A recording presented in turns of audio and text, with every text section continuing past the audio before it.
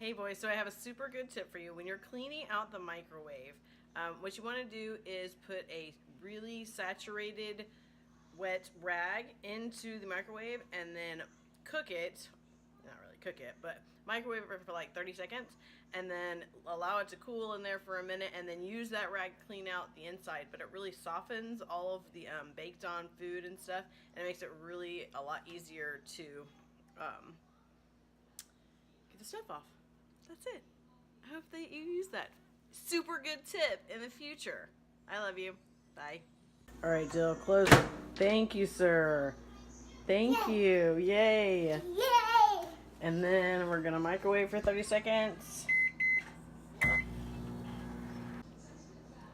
Okay. So we microwaved it. Yeah, it's not too bad. But then you just... See?